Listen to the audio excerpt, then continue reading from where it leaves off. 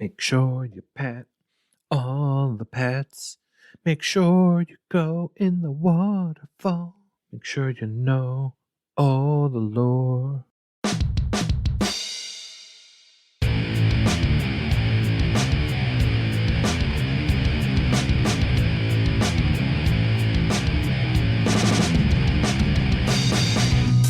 Hello and welcome to Achievement Hunting 101 on FuFuCuddilyPoof, and this is level 247. Joining me tonight is Big L. Why, hello, Kenny. Matrarch. Hello. And after 2 weeks abroad, Kooshmoose is back. Yes, I'm abroad 2 weeks back. What's all the hot goss I missed? Yeah, what's the hot goss? What's the hot goss, guys? The hot goss is that Nate has been away in quotes because he's been playing, well, you'll see what game he's been playing for 2 weeks straight. I'm so mad at him. Oh, you know you love that game. Oh, I don't like that game that we'll talk about later. Spoilers. You just can't wait to talk about it. Oh, God, I'm so mad. You don't know. I didn't spoil anything. I don't think that's spoilers as much as foreshadowing. Mm-hmm. Oh, good point. Yeah, good yeah. point. It is more For foreshadowing. spoiling. I just hope that people listening to the podcast right now just pause it for a second and write down on just go into the podcast discussion channel and just type in the game you think that L is implying that Koosh is talking about. That's a good one. And then revisit it in about 15-20 minutes when we're done with the patron question and see if you got it More than right. 15, 20 minutes of all these responses. Yeah, just make sure to put it in We got some- spoiler tags so you don't ruin it for everybody else. We got some novellas, some What we Canterbury do. Tales like books we have to read. Yeah. Nutella? Delicious. What's everyone's favorite hazelnut spread? The question really is what's everyone's favorite Canterbury Tale? What?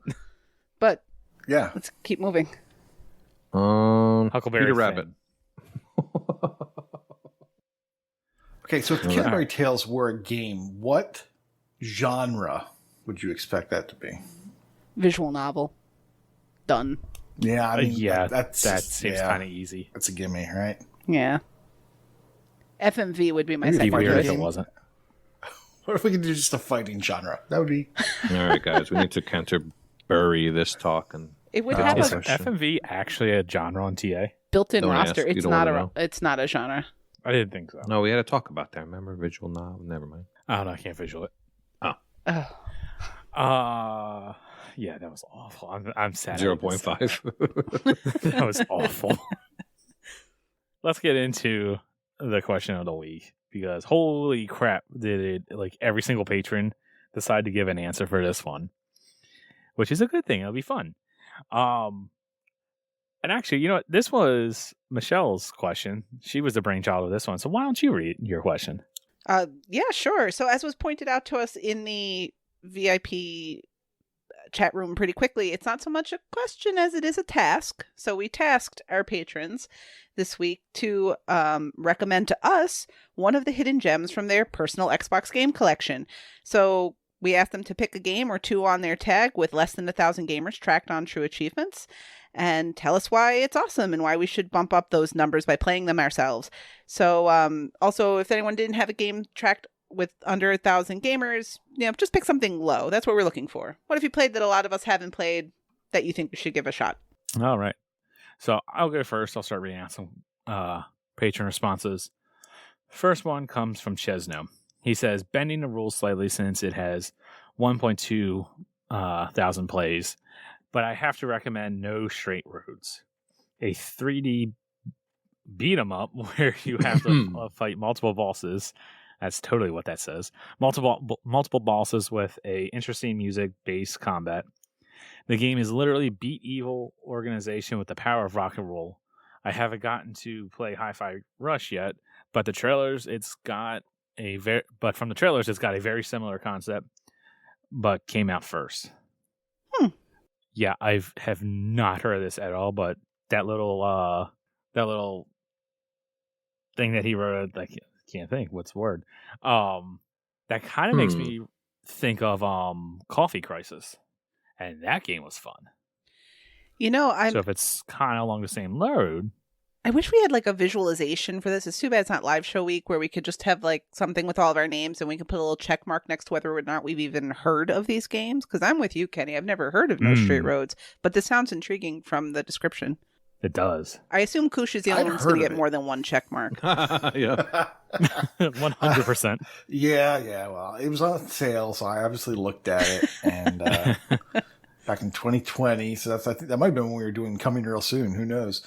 So yeah, I saw this, but there's no way I would have thought this was a fighting game. It's labeled action. TA adventure. has an action adventure. Yeah. Also, it's $25, and the lowest price has been $17. Now, to Nate, that's a sale. That's a sale. It's a pass. 33%. Well, and I think for expediency's sake, I would imagine a lot of these sub 1,000 games, part of the reason they're tracked so minimally is because they have higher price tags. We're all very spoiled with games with gold and Game Pass. So I get the feeling a lot of them we're going to see, it's 12 and it's only ever been 10, or it's 25, which is too much in the first place. So that's just something we're going to have to keep in mind as we go through, that's likely to be a factor. I'm watching a clip for this game. It looks very interesting. I don't know. Yeah, there will be no It's expediency, definitely something Michelle. that I'm going to be analyzing it's every definitely price. something I want to spend 25 on. But that's going to be boring. Don't be boring. Looks like it's straight out of the mind of Tim Schafer too. Yeah, that's the aesthetic. I would never have guessed that. Huh. Yeah, it's interesting. Oh, thanks, Chesno, right. for this interesting thing. Wait, so with all these responses, do we have to do a sales roundup this week? I mean, my goodness. Here's your sales roundup right now.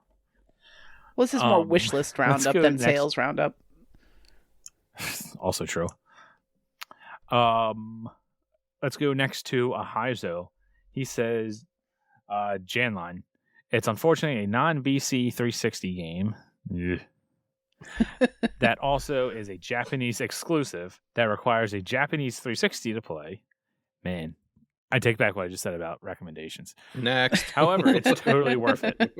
It's one of the best card and board games I've ever played, and definitely the best mahjong, real mahjong, not the generic match 2 game people call mahjong game ever.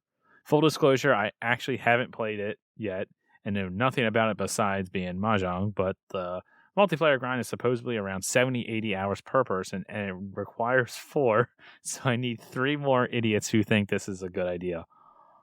Bait and switch. Oh my gosh. So if you too are an idiot, feel free sales to recommendation add at the Ahizo. wrong time. Yeah. You know Kenny's going to edit that out. So No, it's not. whole No passage. worries. So,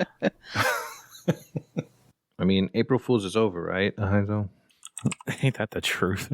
I have one friend who's played this, and that's Matt DB, that guy who starts every game. And that's it.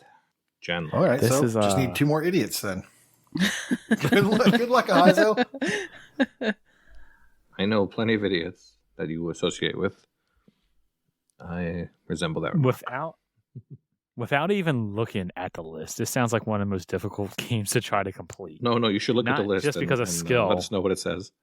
Yeah. I'd love to see you pronounce these. You know what? After a few years on Duolingo, maybe I'll be able to tell you what that says. CPU. There are ranked match achievements, or at least one ranked match achievement.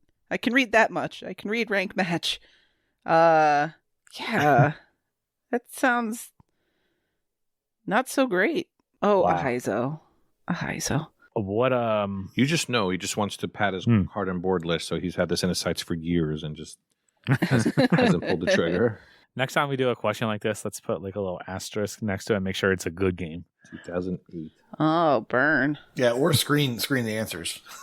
That might help. No, that's no fun. No. We've got to read everything they put All on the right. teleprompter. Exactly. I'm Ron Burgundy. Next is from Freemhole. This is technically cheating because it has 1,004 gamers, but Round Guard is a great Peggle roguelike. It's whimsical and low stakes with 80 achievements that pop quite frequently for just playing normally. Super fun. Round Guard is such a Peggle great roguelike. choice. Yeah. It is really. I was waiting for Matrarch to jump on that. It's really good, and they keep supporting the game, which is actually what's also great about it. So when Round Guard released, it had cool, 3 classes you could choose from. I believe there are 5 in the game now, and they've added different achievements throughout the way. And I don't believe that they had any extra costs. I think they were just title updates. So it's been great to play, and it's got a nice level of depth, but it's not overwhelming. This is an absolutely great choice. Like, thumbs up, Freem. It's worth going 4 above the cutoff for that one. That's such an interesting idea. And once again, I'm watching a clip. This is, I can see this being fun. If it wasn't $20, it's worth it though. And if I could play this on the cloud, it's worth $20. Like the amount that they've put into Round Guard, and every time you finish a run of Round Guard, you get a random relic, and then you can use those relics that you get permanently, and you can activate them on future runs. So some runs they will make easier, some they make more difficult, and then once you finish a run with that relic gets is highlighted, so that it's actually great, and it's worth $20. That's not an outlandish price to ask for the amount of effort they put into that game. I mean, 4 updates with achievements. Mm-hmm. At no extra cost. Yeah. And price tracked. I was playing Peggle 2 on my phone while I was putting my daughter to bed. And that's a great game to play on your phone. Like, it's surprising. Like, I would love to play Round Guard too. Mm-hmm. But I don't think I can do that. That seems like it would definitely be fine on the phone.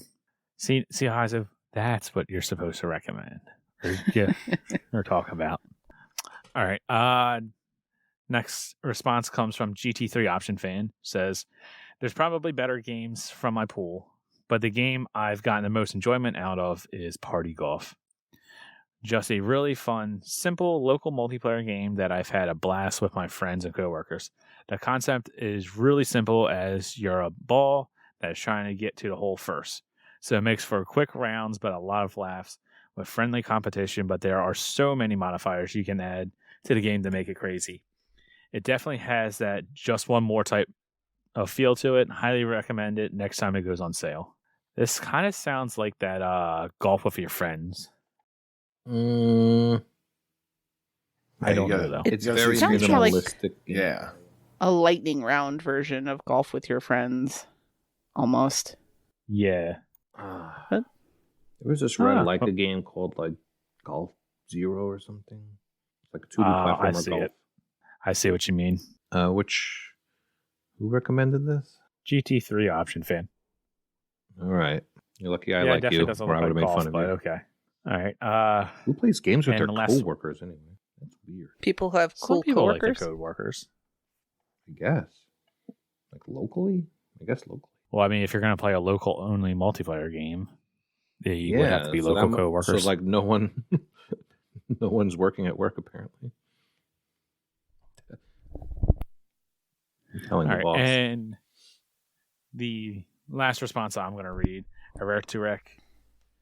I don't have a great variety of hidden gems. Most of my games with low player count are Chemco RPGs, so to call them gems would be wrong. How dare you? The two I would definitely recommend are Hard West Ultimate Edition and John Wick Hex. Didn't you just talk about John Wick Hex a couple months ago, Nate? I mean, I may have said the words. I think it was on sale, perhaps, but I haven't played it. I mean, I bought it, but I haven't played it. Possibly. Hard West is a great Western-based strategy turn-based game. A lot of variety in the missions with a good set of achievements, getting you to most of them in various ways or specific things in the overworld between each mission. And John Wick Hex is another turn-based game, which may seem weird for a John Wick game, but it really pulls it off super well, and it feels like each level flows nicely. The achievements are a challenge, but certainly manageable once you get used to the feel of the game. Well, you can see that he is a turn-based fan, so 2 other little games. And yeah, now that you say that, Nate, I think you were like pointing that out when it was on sale or something like that. Because I remember you talking about that game. Hard West, though, I had never heard of. Which will probably just be a running thing for this one. But as for myself, no surprise to no one, I really haven't played too many under 1,000 gamer games. The couple that I have played, we've gotten like a review code for, and I've actually streamed. One I'm going to point out, I know I've talked about this once or twice when it's also been on sale. Hovership Havoc. It just makes it. There's 943 tracked gamers right now. It's very mid. It's a 3-star game on TA right now, and TA has it as a shoot 'em up. I also think that it should have the roguelike tag put onto it. As the name implies, it's like a hovership game. It has a shoot 'em up. You just go through a certain level. After you kill so many enemies, you progress to the next one. And depending upon how far you go, or if you kill so many enemies or something like that, it's been a while since I have played it. You get some sort of resource that obviously then you can use to create permanent power-ups so that you can go farther in the next run, so on and so forth. Like it's a roguelike shoot 'em up. It's actually pretty fun. If you would like to see me play it, I'm pretty sure we got the VOD on our YouTube page somewheres. And yeah, as it's $10 right now, but like I said, it goes on sale every so often. And it's also not a long completion, 8 to 10 hours. Let's go to Michelle next. All right. I'm going to go through, I pre-screened a little bit the few that I'm going to answer, and I'm just going to say right up front, I have played none of these, and I think I've heard of one of them. So, definitely unknowns to me. So let's start with Retstack Catster, who says, there are 2 I'd like to highlight. First up, with a whopping 158 gamers tracked, is Mousecraft, a cute little puzzler in which a cat scientist tries to guide his lab mice through mazes. It's a lot of fun. Secondly, although this is definitely, your mileage may vary depending on how well you take to surrealism in your gaming, is the wordily named An Airport for Aliens currently ran by dogs, or Dog Airport game in the Xbox menu. You're one of the last 2 humans left in a world that, after humans disappeared, there were aliens, but now they're just dogs, trying to run airports. Yeah, it's weird, but it's also a neat musing of doing the best you can with the situation you're given. Also, Nate, this is very important. Redstack wanted to know if she mentioned petting the dogs, that you can, in fact, pet the dogs. Were you aware of this? I was not aware of this, but I am glad to know it, because I would have asked. Oh, yeah. That game looks so weird. I remember when that came out. Never played it. I feel like in my head at the time, I don't know if they came out at the same time, but like Space Warlord Organ Trading Simulator also came into my consciousness around the same time. So there was just these like 2 names with very strange concepts that are not at all the same. But I just want to say that to highlight the Game Pass effect, because I have a hard time believing that wouldn't be one of the games possibly considered for a list like this if it wasn't for the fact that it was on Game Pass and a relatively easy completion. Yes. But moving on, X answers that his choice is Cyanide and Happiness Freakpocalypse Episode 1. What? Which I didn't know there was a Cyanide and Happiness game available. I didn't either. News to me. If you are familiar with the brand, you know what kind of humor to expect. Absolutely. But if you're not into silly, juvenile humor, it might not be for you. It's a point and click at its core, and you'd almost certainly need a guide for the 100%, but the story is well written and the humor is on point for the brand. You can rush through this in 4 or 5 hours, but I listened to the dialogue. It's fully or almost fully voiced and did it in just under 10 hours. I know I like the brand, so... Damn it, X. I love Cyanide and Happiness. I was just playing, what's it called? The card game, the Trolley something, the other night. You had me. I was legitimately about to buy this, and then I heard point and click, and now I feel like I need to play a point and click, and I don't like that. I'm conflicted right now. Well, it's fully voiced with the humor of Cyanide and Happiness. So, I think that kind of outweighs the genre. I think it does. Yeah, that's another one that's going to be price checked. I'm so down. I love Cyanide and Happiness. All right. We have next Scaravese. I don't remember what he said, but it's going to be one of those. Vernal Edge is a pretty great Vayner that came out a few weeks ago. I'd backed it on Kickstarter a while back, and I was excited to give it a try. The movement is incredible, and the storyline is pretty good.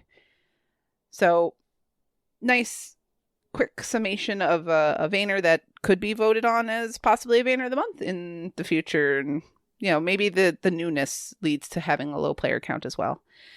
Vulgar Latin says, I've talked about in a prior episode, but Fashion Police Squad is a delightful FPS that needs more than starters than 267. And yes, Devin spoke very highly about that game when he was on the show. So you definitely look for his appearance when he discussed that game in the archives, so to speak. And then finally, I have here Hawkeye Barry, who says, I'm rolling with the game Dye, spelled D-Y-E, for this one. You're a little purple ball that has to collect pigments. It's very simple to play, the controls are easy, and it's highly addicting. You need to run, jump, and float to collect all the pigments in a level without being hit once.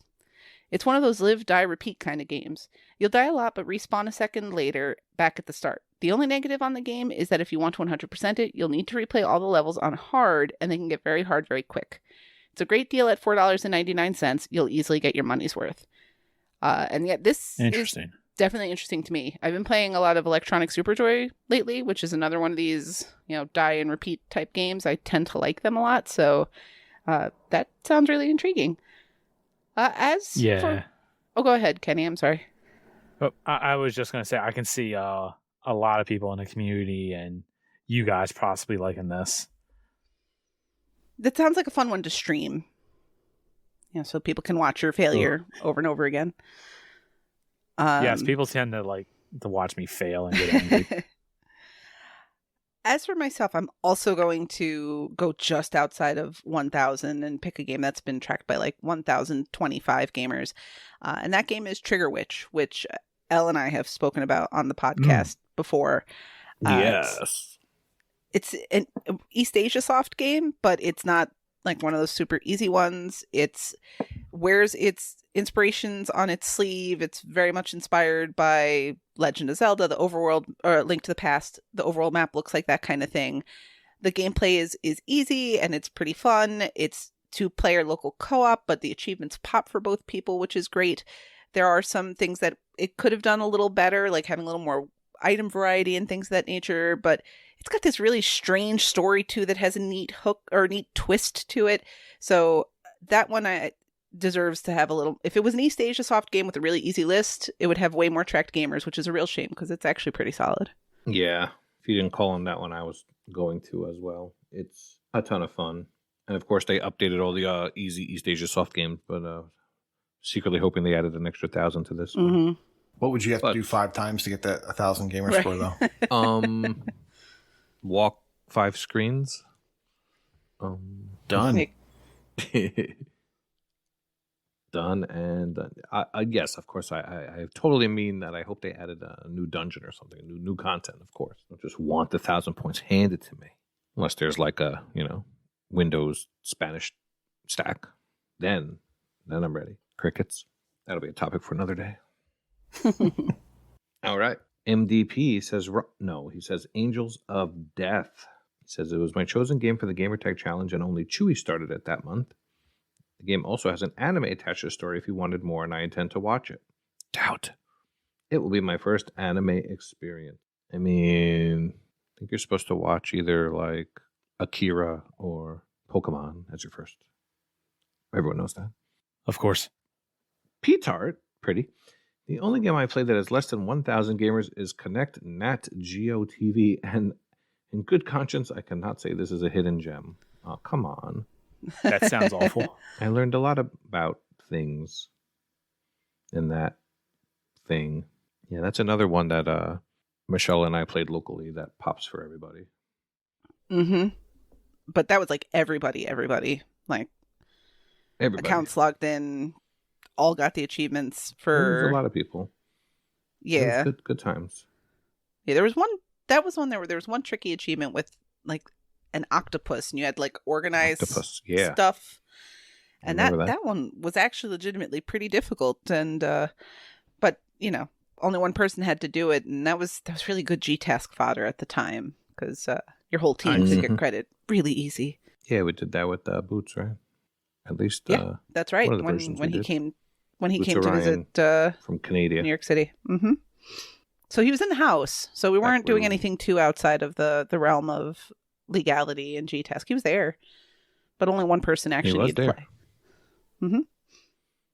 We all played. We had a good time. All right. Mental Knight says, the hidden gem I recommend is Angels of Death because MDP won't tell me anything about it. You see, there's that FOMO again. MDP, just you're buy going and play it. Yeah, Mental. I'm sure he's already finished it by now. Mighty Mango has said Ice Cream Surfer. It is a shmup, but is actually a lower skill level needed one. Not sure why more people have not played it. I mean, you surf on ice cream. Who doesn't like ice cream? And I'm including those that are lactose intolerant. Oh, man, I really miss your silliness. There's only one grindy-ish achievement. Oh, thank you for mentioning achievements, Mango. Only 178 gamers. As of this message, it is on sale for $1.59. Ooh, that's cheap. Mm-hmm. Mm-hmm. He's trying to sail us early. Stop it, Mango. Stop. The second one is Gigantosaurus. That's cheaper than real ice cream. No, stop. Get out of the freezer, Nate.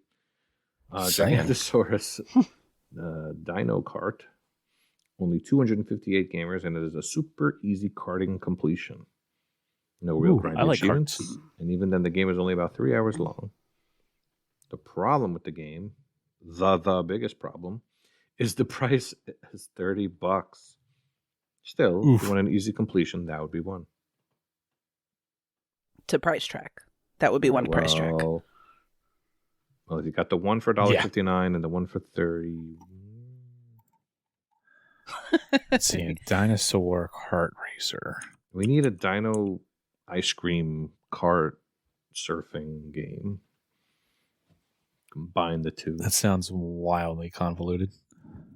Well, it gets worse because he says it's only $30, but really it's on sale for $30. Yeah. It's really $40. I just saw that. That's crazy. Yeah, it's even worse. Wow. Yeah. Okay, but it's outright games. Every single game they have is $40. So, but once again, it's outright games, so it might come to Game Pass. Oh, that's an outright ripoff. All right, well, since you're looking at it, how many gamers out of 258 have completed? Well, there's 259 gamers now. Oh. 85. Did you just start it? Well, maybe. He's eating ice cream with one hand and Gigantosaurus with his other hand. 2.44 rating on TA. Right. All right, so how many people completed it? About a quarter? 33% of 259. Oh. 33 is a third. Yeah, that's definitely a quarter. Once again, not a math podcast. Correct. Well, thank you, Mighty Mango. Dino Man says, I would recommend either Bloodshore or Winter Sports 2011 Go for Gold. The latter is a bad FMV-style interactive movie, but even so, it's quite entertaining. I'm going to guess he means the former, but sure. Yeah. But you know what? I'm going to look that up just to be sure. What, ladder or the game? I mean, if they had an Olympics FMV game where they're like throwing javelins at you, have like a I was trying to picture that. Yeah. It'd be pretty amazing. Wait, there's no javelins in winter sports. There's no javelins. Yeah, slalom. Seeing as Bloodshore is part of the Ultimate FMV bundle, I'm guessing that's the FMV game in question here. I prefer it the other way. Thanks for clarifying. I just want to make sure that we are giving the most accurate possible information at every given time. And he goes on to say, Bloodshore is the best winter sports game made. Easily. Well, winter sports is non-backwards compatible, not available digitally anymore, but it is available physically. So have fun getting that. Dino Man's going to give it out to a lucky listener. It's the how nice of him. Finland. Thank you, Dino. That was fantastic. What the Fug says. It's my turn. Oh. Wait. Oh. Stop. My bad. Well, first off, Elliot says. Yes. Oh. What the Fug? No, well, thanks for asking. Says. No, I got to say what I said. I got to pick my answers. You got to pick your answer? I guess. All right. Yeah. I want to know what L says. Well, it's not on the sheet, so. What does the L say? We don't put it on the sheet. What does the L say?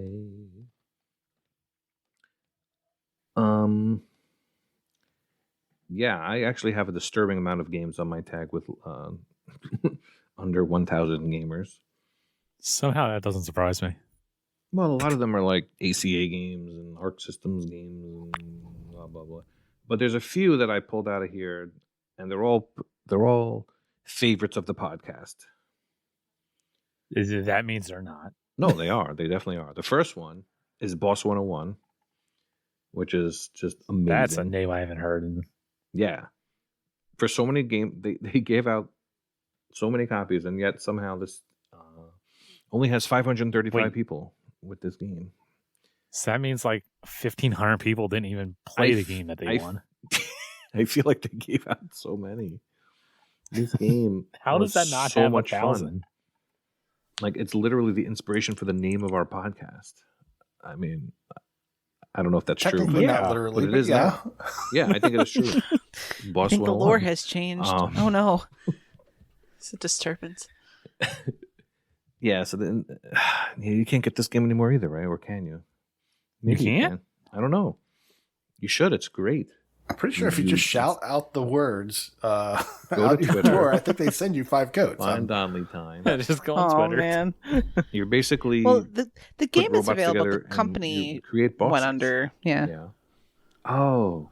Yeah. I think that's what. Yeah, it's digital. Because they did a second game. $15. Where they didn't give away as many keys, and it's like, we don't understand why our game's not successful. And all joking aside, it's sad because they were trying this as sort of a marketing strategy. Let's get people interested in our product, and then of course they're going to turn out. We gave them something, they're going to enjoy what we did, and it didn't work out that way at all. Yeah, I honestly think that like I know you said $20 is a fair price for Round Guard, but I really think in the digital marketplace, games really need to be sub $10. It just feels like that. For development if you see a costs, game though, like this for $15, I know they deserve it and all that, but there's so many cheap games out there, and if you're going to spend a lot of money, you're probably going to get a AAA game. Not us. That's a whole I'm talking about the normies. The normies. Yeah, sure. Whole other conversation. Well, anyway, check out Boss 101. Watch some videos. You're basically every stage is a boss fight, basically, and you change your weapons accordingly and try to take them out according to their weaknesses, and you building robots, and there's a really crazy, funny story, and it was just a wacky game, and I really liked it.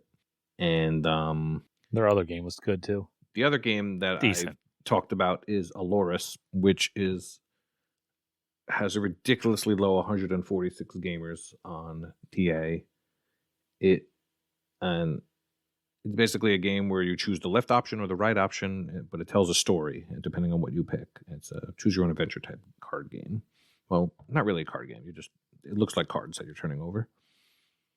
So it's very similar to the Ratalaika game Ord, which is very minimalist, has no graphics, is only words, and since that's a Ratalaika game that has 1,300 gamers, which is still not that many, but definitely more people know of Ord, I'm pretty sure. And Ord is it's cute in its own right, but Aloris definitely check out. And this game is $10, and I think that's a fair price.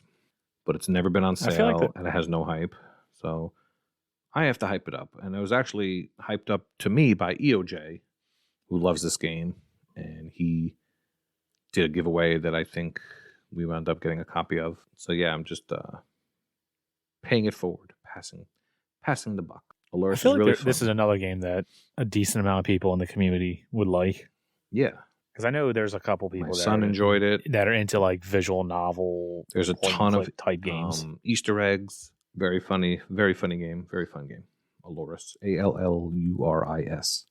And I always say a good name is important. That's just another one where you scrolling through that and it tells you nothing about the game and you probably pass by it. So it's unfortunate. Nate, you're glad I asked. All right, now you can go, Nate. Yes. Sorry. What the Fug tries to sneak some propaganda by. And it says Dynamite Fishing, great little arcade fishing game where you blow up the fish and then catch them. He forgot to mention it's horrible and don't buy it. Icefire Wow. says, I have to. I'm sorry, I just can't. That was I can't let Dynamite Fug do that. I can't let him do that to the community. I'm sorry. What's so bad about it? I think it's a great. Have you not heard him complain about it? No, I have. How much is he paying you? Icefire TN says, I have two. The first game is Iconoclast. It's a Vayner that has a fantastic story and really reminds me of some of the old school SNES RPGs from back in the day. So if that sounds interesting, I absolutely recommend giving the game a go. I'm also going to recommend Rain Swept. It's an adventure game that has a detective story with some mystery elements to it. I really enjoyed it and would definitely recommend giving it a try. I second the Iconoclast. It definitely feels like SNES or even NES. It kind of has that feel to it. But Chewy says, looking at my list of options, I've got quite a few games I've rated highly that have been barely played by anyone. My main recommendation, though, is probably Witchwood, which I did as the game of the month in my Adventure Time contest recently, and it only has 279 starters. It's a craft 'em up, where you play as a witch with amnesia, trying to collect the souls of some bad dudes to save a princess and get your memory back. The gameplay has you mostly collecting ingredients through the world and combining those ingredients to make other ingredients, which are used for a variety of spells and potions and to complete objectives and make ingredients. It might not sound great, but the gameplay loop is actually fun and addictive, and it's helped by a lovely art style and great writing. That sounds very addictive. Yeah, I looked at that one, but I have to take another look. Wakapale says, I'm not stopping at 1, so here goes. At 42 starters, we have Infinite Beyond the Mind, a really fun action platformer which you can play in local co-op and a pretty ambitious chiptune soundtrack. While it's pretty easy on lower difficulties, it's an incredibly tough completion and requires around 5 playthroughs. One of them has to be done in less than an hour for a really tight speed run. Completionists beware, if you want fun, go for it. All right. At 56 starters, there is Quest for Infamy, the closest thing to Quest for Glory we will ever see on the Xbox. At 76 starters, we have the rage-inducing Karateka-like Driven Out. Look at that cover art. It's an incredibly challenging but equally satisfying to progress in. Every step forward is a victory. Have you looked at the cover art yet? I'm doing it now. Mm-hmm. At 106, at 106, Cal Turin. Pretty cool bullet hell top-down boss rush. The final boss is a jerk, though. I have to check that one out. Stepping up to 373 starters, Organic Panic is a physics-based destruction co-op platformer. I really think Waka needs to be doing the TA genres. The levels are very breakable in both sense of the word. Almost all of them can be destroyed and cheesed with weird abilities. At 596 starters, there's the cartoony interdimensional conspiracy platformer Double Cross. Just imagining that. What a name. Tag. Fun characters, writing, and traversal. Wrapping up with 705 starters, Adios Amigos. The 2D simulation heavy outer space roguelite. Special mention to Trigger Witch. No one had talked about that. At 1,023 starters. It has gun-worshipping witches, a wild story, and you can pet all the pets. There you go. Yeah, we're the 3 people that like that. Yeah. I really need Waka totally just... Yeah. I need Waka to record all of that in his voice and for Kenny to edit that in. Like, this needs to be like a Waka's Weird Wonders, like, quick hits, sub 1,000 start special edition. Yeah, but I'm a little upset that he broke the rules. Nobody should do that. And the one game that I'm going to mention is actually 5 games. Lumote, the Master Mote Chronicles, $20, 66 starters. That's a crime. It's a fun little puzzler game. Gleamlight is a platformer. It's $20. It has 119 starters. It's very pretty. It's like stained glass. It's really cool.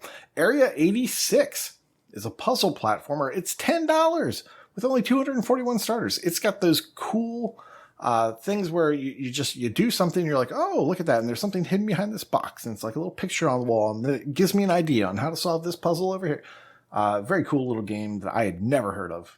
It looks way better than the cover art, by the way. Evergate is a puzzle platformer, $10 with only 392 starters. And finally, A Juggler's Tale is an adventure game. It's $18, and it's got 698 starters. I also noticed that just as I was going through, a lot of these have been my showcase games. Like a lot of these under 1,000 starts have been, been my showcases. So apparently, I play a lot of these, and I already try to talk about them. Just thought that was fun. Yeah, that doesn't sound. That's not too thing. surprising. I guess. I mean, we all knew that you were going to have like 1,000 games of under 1,000 people. That started it. Yeah. Good question, Em. Thank you. Good question, Michelle. If you ever wanted a bunch of games recommended, and then whatever Ohio was trying to tell you, there's a huge list that you can add to your wish list. Well, after all those games, let's get into the game showcase and recommend some more games for you. And judging by this list, these all definitely have well over 1,000 people. So everyone here has probably heard of this. Well, actually, take that back on Michelle's game, maybe. All right, so I'll start off. We've talked about this a bunch, so I'm not going to go into like super great detail about it, especially because there's nothing too new. But new Vampire Survivors DLC is out, and shocking to no one, it's good. If you like Vampire Survivors, spend the $2. You'll enjoy your time. You get more maps to run through, more characters, more weapons and whatnot. So there's more to do. And it added 23 achievements, if I remember correctly. So that's all well good. That's awesome. I more or less wanted to point this out, not as much as, hey, go play this game as an actual recommendation, but more of a PSA.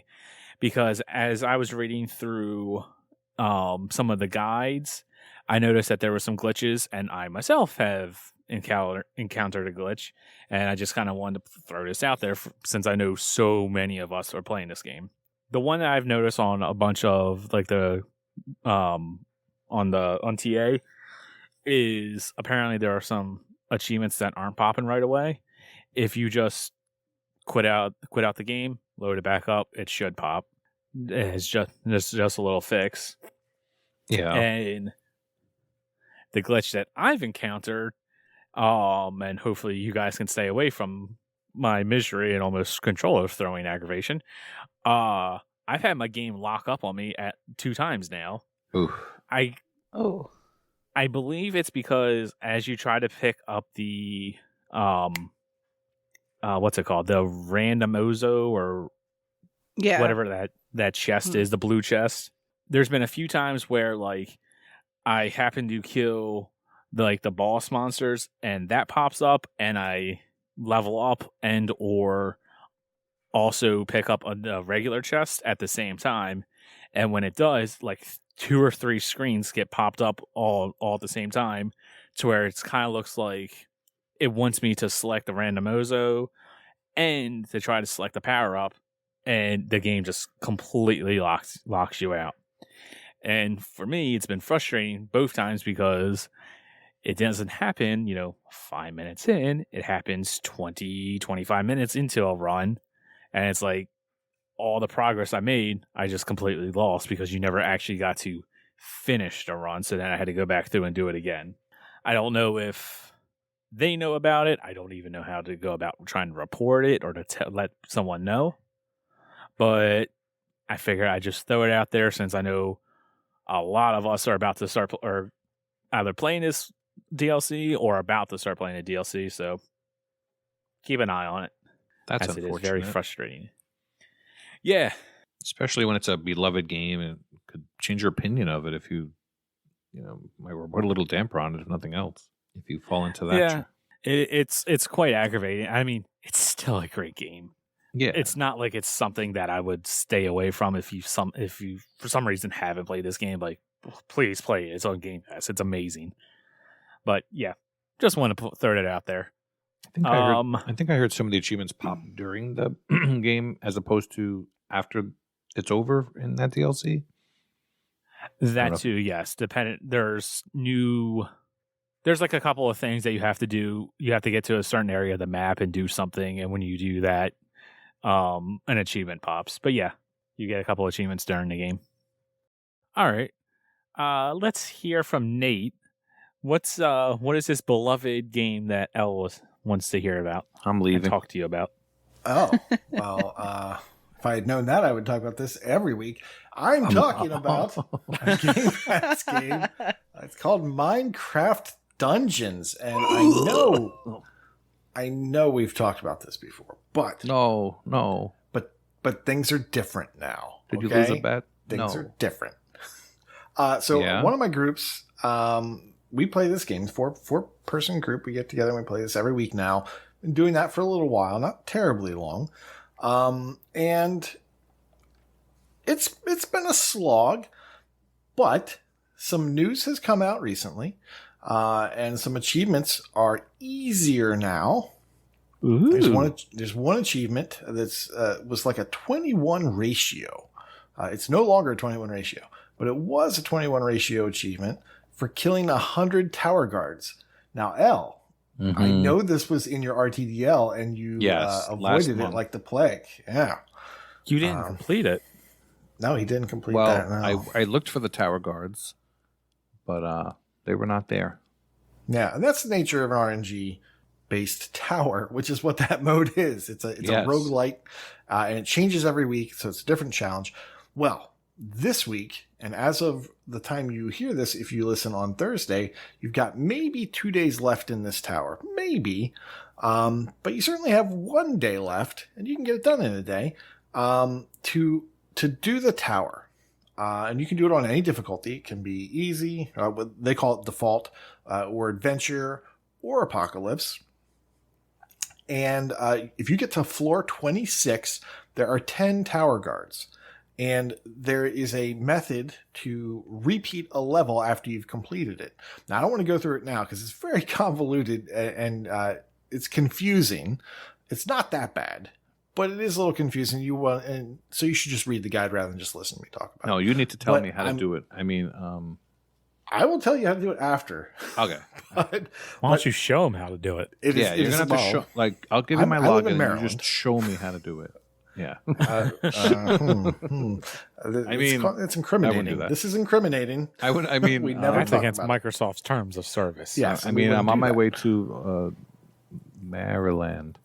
Mm-hmm. Old Bay. How do you like the Old Bay? Yep.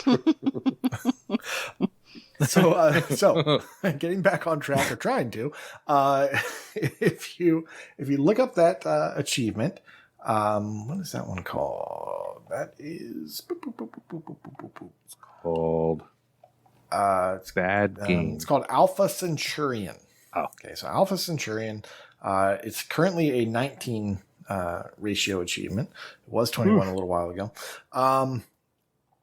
If you follow those that solution, you'll see how to get this. And it's a great week to do it because 10 guards on a floor, that's 10 times and you're done rather than having to run it.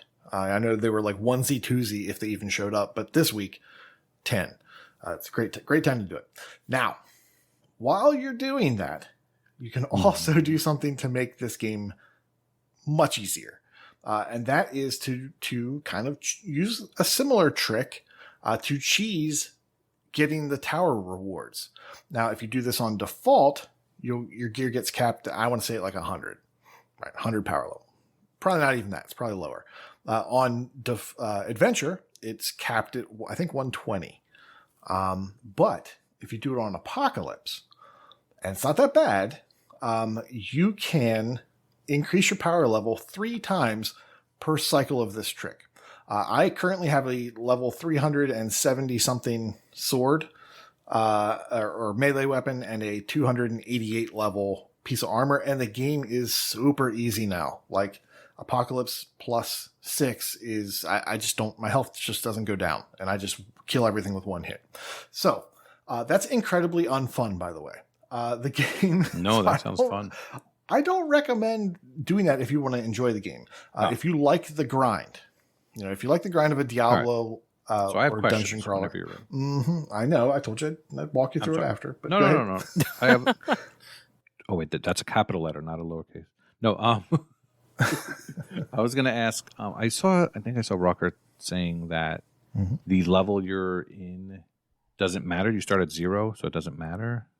Yes. Okay. So this tower mode. Yeah. This tower mode that's happening, and it's a really good time, like I said, to get the Alpha Centurion achievement for those guys, uses this tower mode. And this tower mode was added, I think, kind of maybe not the most recent update or DLC, but it is, it's a roguelite. Actually, it's not roguelite, it's roguelike, because every time you start with nothing, you start with just your sword. Every difficulty does that, and everybody starts it the exact same.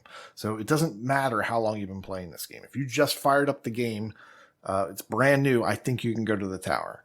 You don't have to have really good gear in order to do well in this tower. You walk in, you complete a floor.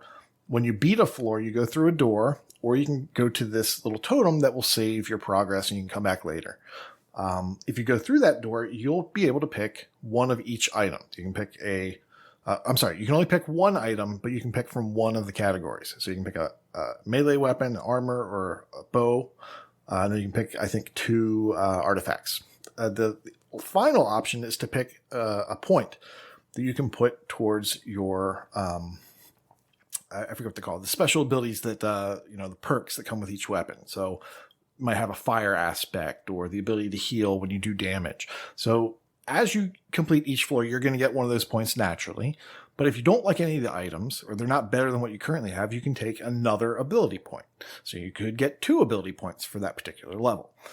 The solution for Alpha Centurion that talks about this week's specific tower layout actually has a video to a guy who every week records himself doing these tower runs and shows you like what to do step by step. Like here, get this weapon, trade this weapon for this weapon, and put your points into. Super convenient. Now you can watch the video, but that's a pain, right? He puts this. He does a nice little shorthand of every floor, like get this weapon, do this in text in the description for the video on YouTube. It's fantastic. It makes it so much easier than watching the video and backing up and seeing exactly what he did or listening to what he said. This is a great week. And if you happen to miss this week, don't worry, because this guy puts a video out within hours of the tower switching over. I was doing last week's tower, and then I went to bed and woke up the next morning. He had already done 3 videos for the brand new tower. And it had only been like 5 hours, 8 hours, something like that. So this guy is going to help you out. You'll be able to get all that stuff. So this guy plays this game for fun? Yes. And he has a bajillion videos. He has a bajillion videos on every topic in this game. So this is his bread and butter. Mm-hmm. So once you get the tower rewards within the tower, you could then use that stuff out of the tower? So the weapons that you pick up in the tower stay in the tower. And they go away when you do your next run. So let's say you die, you come back in, you start from scratch again. At the very, very end, if you've beaten at least one boss, you will get a single reward. You'll get 3 options, and they could be a melee weapon, a ranged weapon, or a piece of armor. That's it. Those 3 categories. And you might actually, for that run, you might see 3 pieces of armor. And that's all you can get. You have to pick from those 3. Unless you use this trick, which allows you to reload to just before you got your rewards, and then you can basically re-roll those rewards or redo the level you were on. So it hasn't been patched, and it's been out for a while, so I don't think it's going to be patched, but you might want to do that. You could also get yourself this armor, and then that armor, or you're getting that apocalypse level reward, but you've kind of cheesed it to get it way higher than it should be. That will allow you to basically beat the game. You can play the levels and just kind of wipe the floor with everything there. And then when gear drops at the end, it will be close to your current gear score. So while the game may kind of want you to be at like 168 by the end of the game, I'm getting gear that drops in, it's like 210 or something like that right now. So you can get incredibly high level gear, and it just makes the game more fun in that you're not grinding. Because this game, some of the levels are great. Some of the levels are just fine. Perfect.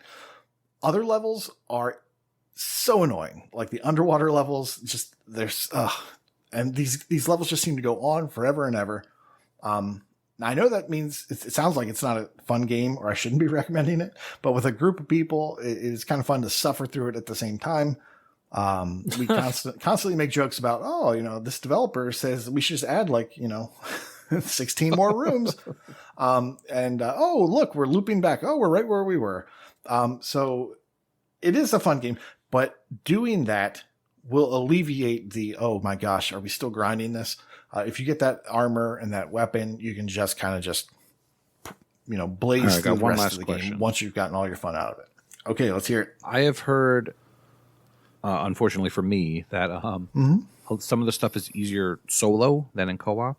Now, is that just the tower stuff, or is that... It's everything. Everything? Difficulty goes up when you raise the difficulty level, obviously.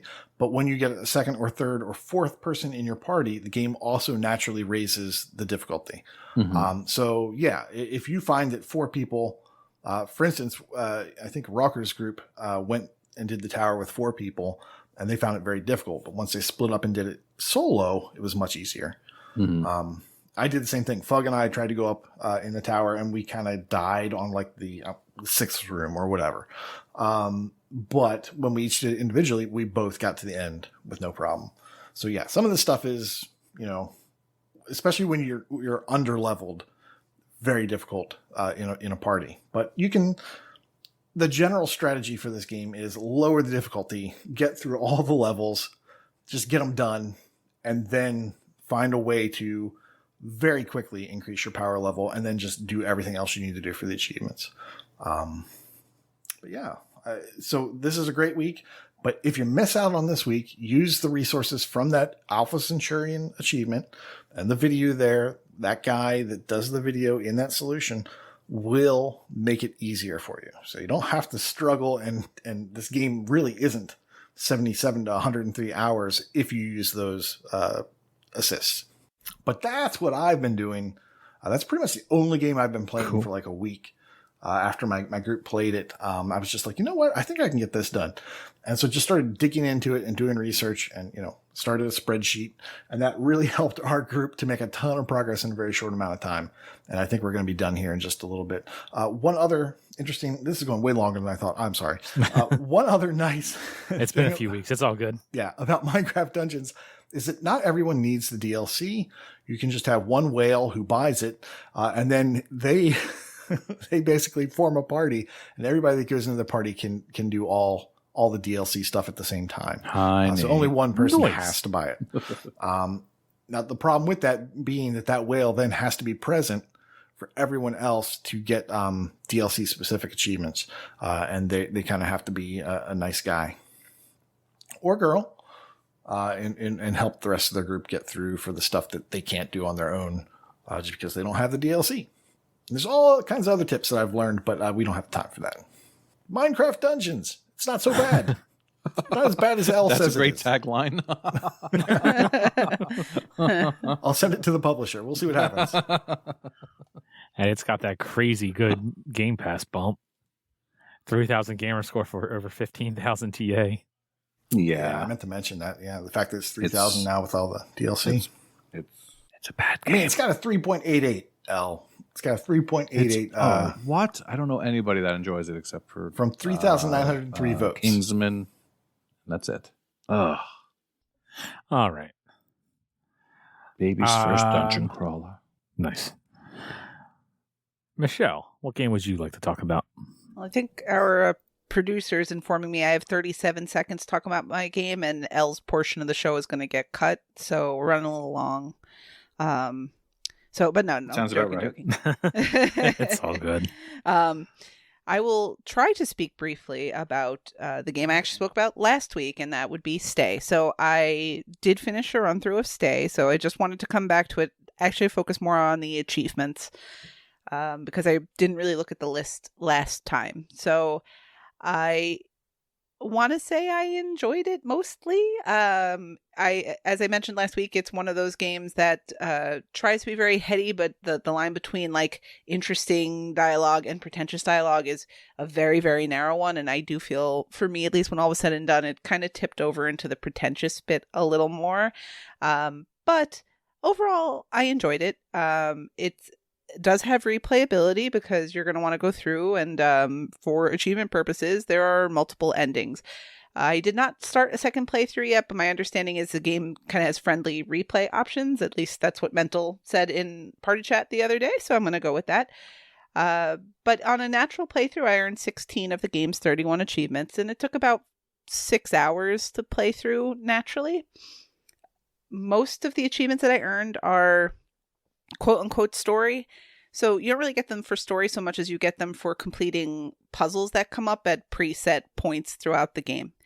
A note on the puzzles. You never, ever, ever get actual instructions for what to do on the puzzles. Some of them have some clever ways of indicating to you, here's what you're expected to do. Others give you no clue.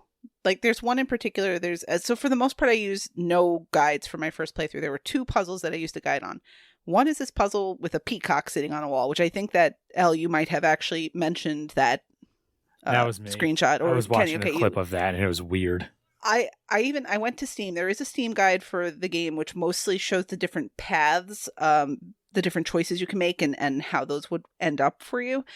And I'm pretty sure for that puzzle, it's just like, I don't even know how to explain this. Here's a picture. I have no idea what the game wants you to do. So don't feel bad if you have to use the picture. And there's one other one with a map where you had to align a compass in a certain way. And I figured out what it wanted me to do, but I didn't understand how to use the clues to get the answer that they wanted me to get. Couple things to note, though, if you're thinking of playing State from the achievement point of view. It will require multiple playthroughs, but again, they're short, especially the subsequent playthroughs. The key hook to getting the different endings is as you make your choices, certain choices will increase your bond with Quinn, who again is the main character, and certain choices will also show that you have compassion for him, and these choices will impact the type of ending that you get. I don't believe you can save scum because the way that the game is built, you start making those decisions all the way from the beginning and it really matters all the way through. But that may not 100% be the case. The other thing with Stay is there is one date-sensitive achievement. And that date-sensitive achievement is to get to a specific room in the home that Quinn is trapped in on the day of a full moon. So you have to be mindful of that because you have to do 2 things. First of all, you have to actually trigger the full moon. So as you're advising Quinn what to do, he will open up certain parts of the place that he's trapped in. So you have to make the right choices to get him to go there, which I actually did on my playthrough, but I didn't realize there was this achievement, and it was, 4 or 5 days after a full moon. So obviously the second component is it has to be on a full moon day. From what I've read online, I don't know exactly when that timer is, and neither does anybody, but it seems to be the day before. So if the next full moon's May 6th, you would try to get that done on May 5th. But yeah, I think those were all the little pieces I just wanted to point out with Stay's achievements. It's very completable, but it is going to take those few replays to get through all of that. Also the replays are going to be necessary because, first of all, as I sort of alluded to before, there are multiple rooms in the house. Depending on the decisions you make, you open up the different rooms within the house. So you're going to need a couple playthroughs to do that. And also as you go through, you find items that mean nothing. They're just kind of logged in the game. And so you need playthroughs that you open up those options to get those items. But yeah, not bad. Use the Steam guide if you want to get through it pretty quickly. I enjoyed it more than I didn't, but just be mindful if you feel really turned off by games that like are really trying to make this like deep, thought-provoking kind of thing and kind of like try too hard, Stay kind of does cross that line. Huh. Yeah, I can see that. Yeah, I don't know how I feel about that, like the full moon type of achievement. On one hand, it's clever, but on the other hand, if you want to play blind, it's nothing's more frustrating than saying, "Oh, what is this? Like, I could have done this, and now I got to play again or whatever." Like, I know you got to play through anyway a second time, right? But right, I would normally agree, but there are 6 different endings, so you're going to be replaying it multiple times. And I mean, maybe there would be people who are intrigued enough to try to get through a couple of the endings on their own to try to figure out the different paths that'll get you there. But by the time you're 3 or 4 playthroughs in, you're likely going to look at a guide and make sure that you match up with that sort of thing. It's only a problem if you're trying to do some like a monthly competition where you need to complete it within the month. Then you might get kind of caught out by that. I also find it interesting that this has over 1,000 chart gamers. Not by much. They gave this away. This seems like one that would have like 400 or 500. They gave away a good number of copies. I want to say, like via streamers and whatnot. I think there were a good number that were gifted to people, which we know doesn't always mean anything because look at what happened with Boss 101. But yeah, I was surprised to see this wasn't on the sub 1,000 list too. It was also at one point in time $2.40. So, well, Nate, buying a game does not mean starting a game. I know, but maybe people did. Well, I don't know about since I haven't played it, obviously, but it looks like there's one super easy achievement amidst the whole list. So it seems like easy on your tag. Yeah, it's easy. I mean, it's within the first few minutes. You do the first couple sets of dialogue, and you get the first puzzle, which is basically to line up some blanks across 2 lines to make straight lines and turn on a light, and that's the first achievement. So it's not a total give me like a press start, but it's early. I'm a little concerned that the second most common achievement is for not killing the cat. That's a story achievement, so you don't have another choice. So don't worry. You cannot harm the cat.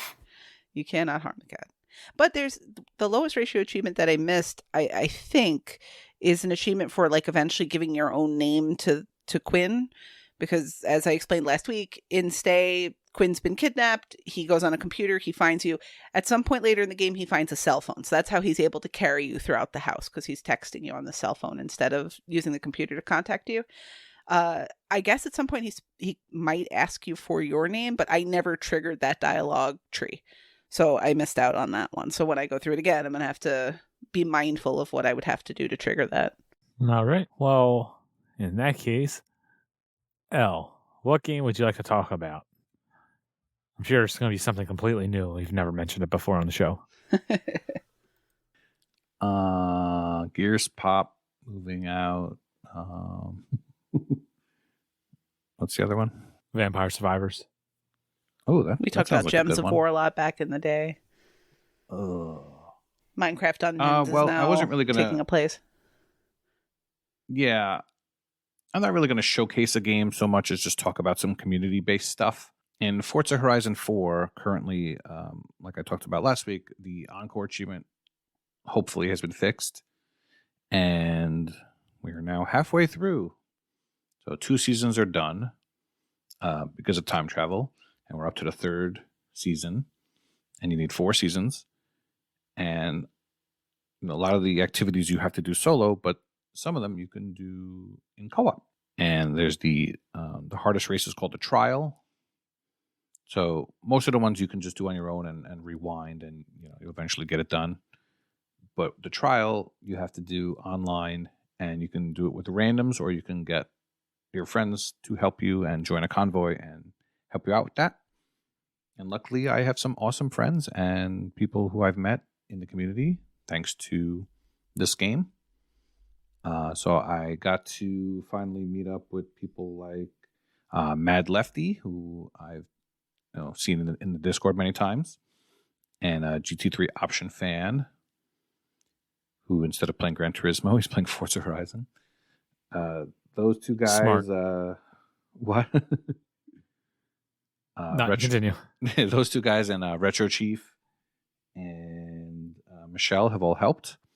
Mental Knight has also been instrumental. He's been sharing the tunes that tell you which car to pick in all the events, and the share codes for all the tunes. Very helpful, and Mental also helped me with the trial as well, the second trial.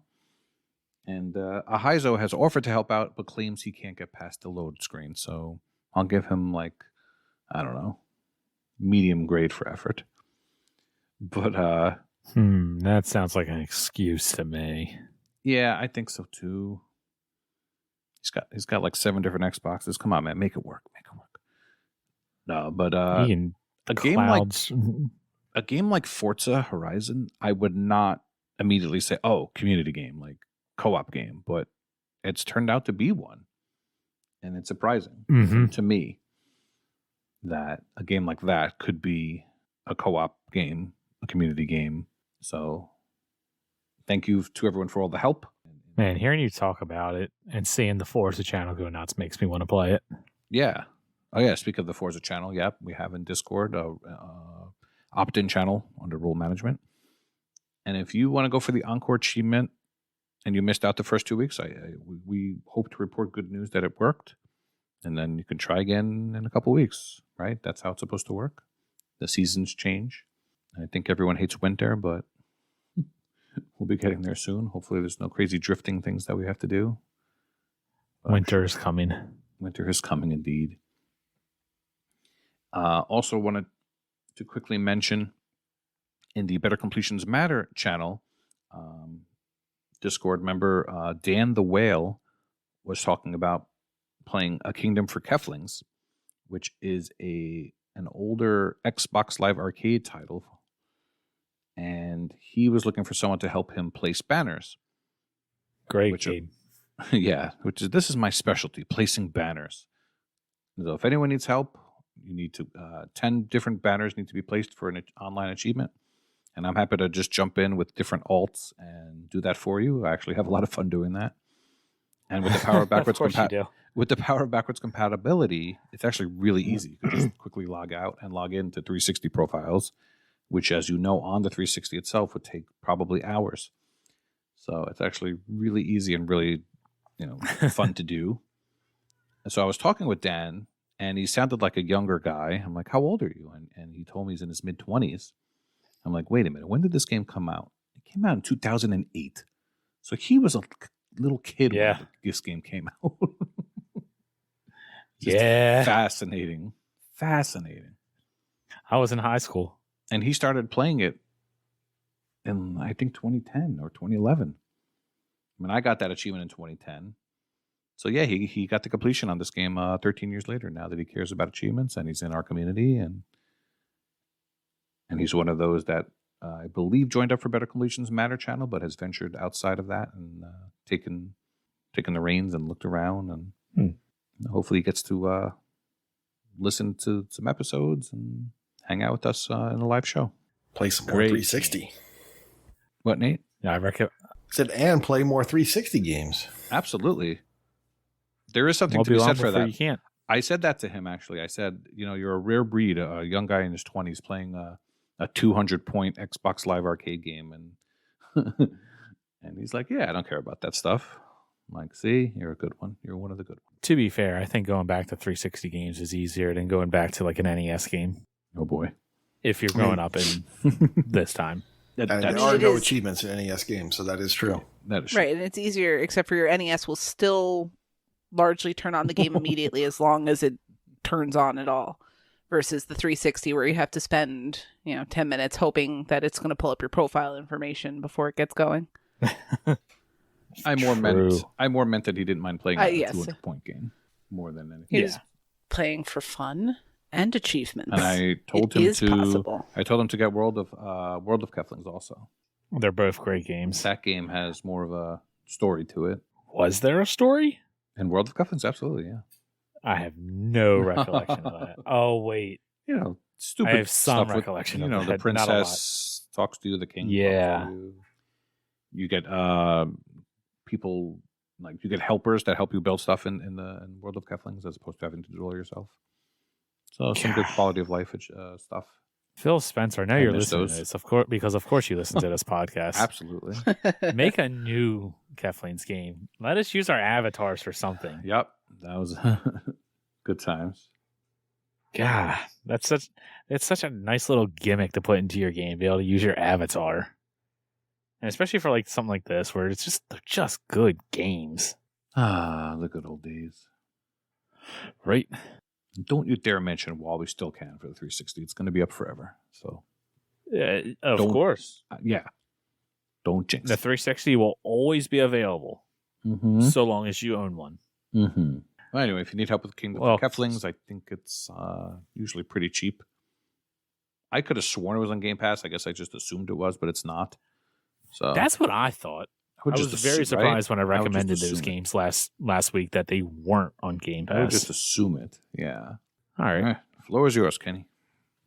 Well, speaking of good games, Nate's going to recommend a couple of good ones. That's actually on sale. Don't say To Minecraft. buy. So, Minecraft Dungeons is free in Game Pass. Son of a... In sales, Starlink Battle for Atlas, $9 down from $60. This is an action-adventure aerial open-world game from a nice little indie developer, Ubisoft. And yeah, it used to be one of those games-to-life games where you had to plug a little ship onto your controller in this weird thing, and then you would put like different weapons on the ship, and then it would be registered in the game, and like you'd have your fire weapon or your ice weapon. But if you do the $9 version, you get rid of all that junk that you have to put in a drawer and find and hope that still makes connections and stuff. And you can play just the digital version, which has a bunch of ships, a bunch of pilots, a bunch of weapons, and it's all digital. You don't have to worry about any of that tomfoolery with the world, games to life stuff. So I actually own that on a disc with the physical toys. I'm thinking about buying the digital version, so I don't have to bother with that. Next up, I should probably talk about the gameplay. It's fun. It's kind of like a little bit like Rogue Squadron on the N64, a little bit. Classic. Kind of reminded me of that when I was playing it. So you might check it out. You might be interested. Next up, Far Lone Sales. $4.50 down from $15. We talked about this a long time ago. It's an adventure game. It's a great game. And it has more than 1,000 starters, I believe. Finally, God's Trigger. I think this is under 1,000 starters, for whatever reason. It's $3.74 down from $15. It's labeled as a shoot 'em up on TA because Waka hasn't joined the genre team yet. But it plays a lot like a oh man. I had the game in mind. Hotline Miami. It plays a little bit like Hotline Miami in that you have one hit and you're dead, and you have to go through and just murder a bunch of people. You play as either an angel or a demon, and you can swap between them on the fly. They have different move sets. You level them up. You can then go back and replay levels, murder people from behind, and cause people to fight other people. It's kind of interesting, and it's $4. I thought it was supposed to be like a twin stick shooter, and it plays a little bit like a twin stick shooter, but it definitely gives me those Hotline Miami vibes. So, God's Trigger, $3.74. That's all I got for you. Wow. Is that anything like Chrono Trigger? No. Oh, all right. Michelle, what game would you like to recommend? I would just like to reinforce Mighty Mango's recommendation, actually, of Ice Cream Surfer. So he already summed it up because I don't really know anything about it, but you surf on ice cream. So that's awesome. It's $1.59 down from its normal $7.99. So let's bump that count up just a little bit between us. It looks fun. And what game would you like to recommend? Well, this week I had to do my own research because, What? well, there was some drama recently about baby games being, too highly talked about on the TA forums and too highly recommended. So it looks like they discontinued the weekly article telling you the easiest games that are on sale every week. Well, I that's don't know if silly. you noticed that or not, but yeah, it is gone. So I looked down How the list. dare an achievement site try to recommend games to get achievements? Well, we could talk another hour and a half about that if you'd like. But I've always said that It's that's late. fine. Let's not. Well, real quick, I've always said it's good that they had the easy list, but they should also have a list of maybe ratings of 3 and higher or 4 and higher or something like that. to counterbalance I can agree with that. like a good games list. But they never did do that, just the easy list only. But it looks to be gone. But anyway, I saw a game that's on a really crazy sale, Little Mouse's Encyclopedia, which is $2.59 instead of $13. And this game, I think Waka was on the team for this one. It's got 3 different genres: adventure, educational and trivia, and visual novel. You basically go I was going to warn you. Yeah. I was going to warn you might learn something by playing this game, so be careful. I learned that I play games for achievements and not for fun. But yes, now this game was easy completion, cute game. If you need games for adventure time, this is the best one for sure. I don't know about best. It's the mousiest. All right, I'll go with that. Little Mouse's Encyclopedia. Yeah, you fill out the encyclopedia. Always a fun time. Fufu, do you know what an encyclopedia is? I'm just wondering. It's that website that everybody can go onto, and you can get a bunch of information, and anyone can input that information. It's kind of like a crowdsourcing thing. I was just wondering when they stopped. I've always heard it called Wikipedia, though. Being so well known what an encyclopedia is, but okay. I'm not young enough. Okay, where I don't know what it is. I don't remember. I remember having to go to the school library and have to get a book. Do you remember people going read. door to door selling encyclopedias? No. Okay. Definitely not. Okay, me neither. That never happened to me. I've never also had anyone come to my doors trying to sell a vacuum cleaner. What about milk? No, I'm definitely not that old. Okay. Ice? Did they bring ice? Vacuum cleaner. I've seen that on movies. All right. Games of Gold. Yeah, say that. Free games if you don't want to buy anything. Out of Space Couch Edition and Peaky Blinders are both available right now to download. We got some Game Pass news. Available now is Out of Space. Ghostwire Tokyo, NHL 23, Minecraft Legends. No. Coffee. You know you're going to play it. If only that could be our Thursday night game. Damn it, Pro. Pro ditched us for the... He wants to play Minecraft Dungeons and Minecraft Legends with the same people. You like Minecraft. I know. He told us that, and we still are friends with him. We also have Coffee Talk Episode 2. Yes. Who cares? No. There's the one person that's excited for that. Yes, I actually liked Coffee Talk a lot. I read all the words in it. It was pretty awesome. I know I've mentioned this before. I'm happy for you. I never quite figured it out. I think the person responsible for Coffee Talk passed away, so I have no idea how this came to be or who took over the reins. So if anybody knows, please let me know. But I'm surprised this is coming right to Game Pass. I'm actually kind of excited for it. Comes out on 4/20, which is not lost on me. Oh, the other one, didn't it come to Games of Gold? Or was it out then? Yes. I thought it launched into Games of Gold. I want to know what kind of coffees we're going to be able to make in this one. Exactly. Like, are they going to have like a flat white? Are we going to, dirty chai? I was expecting a couple of different coffees there. It's late. I need a coffee. You're not wrong. Where was I? Also available on Game Pass is Medieval Dynasty, a survival open world management game. Who cares? I like two Back of at those you, three words. Words. We have Homestead Arcana, which I had no idea that was coming out this soon. I thought that was later in the year. Don't think that's going to be an adventure game, unless I'm thinking of something else. I thought that was like a management game. Coming out on the 26th, we have Cassette Beast, turn-based role-playing game. And that's available on the PC. 4/27 is the big hitter. We have The Last Case of Benedict Fox. Yes. A Metroidvania platformer. This game looks good. It might be okay. Yep. It looks good. Get hyped. Wow. I know Nate's hyped for that.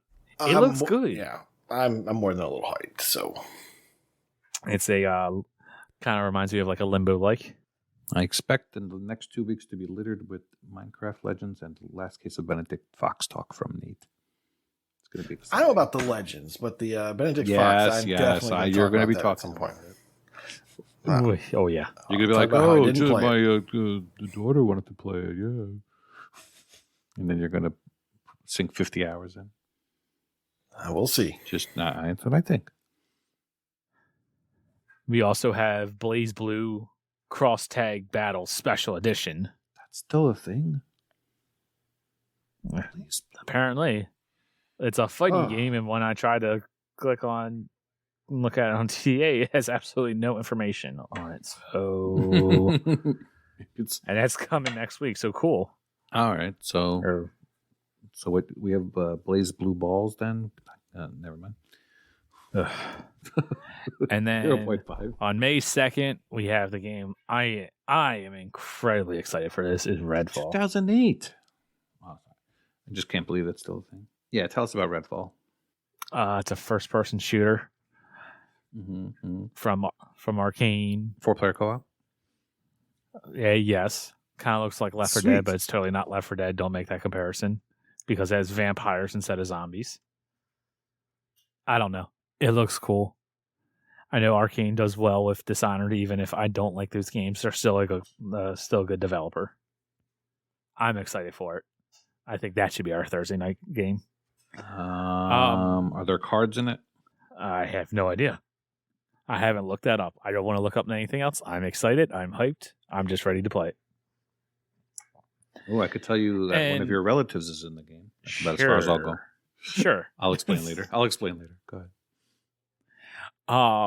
And Melissa McGamepath give us, and she also take us away on April 30th. We have a couple of games leaving. We have Bug Snacks, the action adventure game. It's $25, and it's 15 to 20 hours. So if you start now, you could probably do it. Another game that you could totally 100% do, Tetris Effect Connected. That one's $40, 80 to 100 hours. Another game that's easily completed in a month, Dragon's Quest Builders 2. Role-playing sim sandbox game, 80 to 100 hours, $50. We have Destroy All Humans, which I'm actually kind of surprised that this is leaving Game Pass. I thought that was like an Xbox exclusive that was going to stay there. But I guess not. Both obviously just a third-person shooter. The one on Xbox is $40 and the one on PC is $30. So, yeah. Both 8 to... the Xbox one is 12 to 15 hours. The PC version is 8 to 10 hours. So, and no one knows why. Nope. Yeah, that Tetris is a weird one. That came out November 2020. That doesn't even make sense. It's not November. It's been 2.5 years in Game Pass, I'm pretty sure. 3.5 years? I don't know. A lot of years. That one sucks. And it's a $40 last game. Last game is a hack and slash, 35 to 40 hours. It's unsold, and it is a $20 game. Any of those games, either hurry up and complete them before they leave Game Pass, or snag them now while you can get 20% off. You have a lot of work to do, Nate, to complete these games. Yeah, definitely doing Bug Snacks and at least one Destroy All Humans. Those long games can they can just go quietly. I'm just kidding. I know you're not playing Dragon's Quest. But yeah, with that, let's get to Brad Camp. Take it away, Michelle. In completions, Scaravesi has reached 450 completions, and Toadstyle Venom has reached 1,350 completions. Congratulations, guys. In streaks, Chesno, currently with 100 days, as is Wonderful West. I don't think I've ever said that gamertag name before. Welcome. That sounds Stega. Good. Yeah, I think so. Stega, currently with 150 days, as is Ace. Ace. He is also Surf Biscuit, 1,300 days. Unky Tim Fu with 2,350 days. Peru with 2,600 days. And Mad Eye Pad Eye with 3,700 days. In Gamerscore, RFC Ori has hit 300,000, Ems Fergie 400,000, Michael KV 650,000, Firehawk D has hit 1 million Gamerscore. Congratulations on joining that club. And Toadstyle Venom has hit 1.5 million Gamerscore. Go touch grass, Toad. In leaderboards, Aftos 84 is third in Australia TA leaderboard for vehicular combat. Elise is in the top 50 of England TA leaderboard for simulation. Desert Fox 420, top 50 of Illinois Gamerscore leaderboard. Mike Zero is in the top 5,000 of the Gamerscore leaderboard. In V1S1BL is in the top 200 of the Australia TA leaderboard for Windows. I'm getting hacked. Lucas, 1987, in the top 50 of the completed games leaderboard for role playing.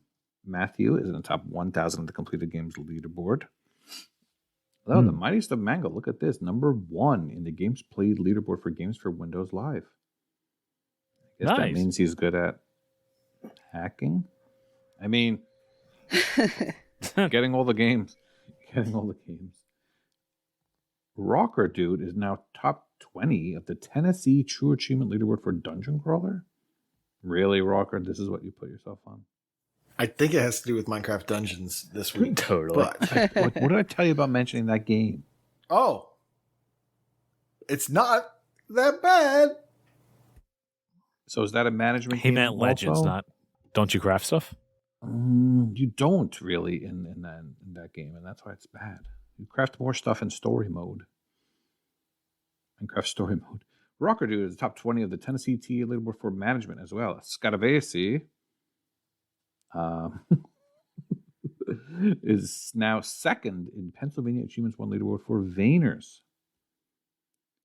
And speaking of Vayners, we have X Neo21X, who is very excited to let us know he's now number 1 California Achievements 1 leaderboard for Vayners.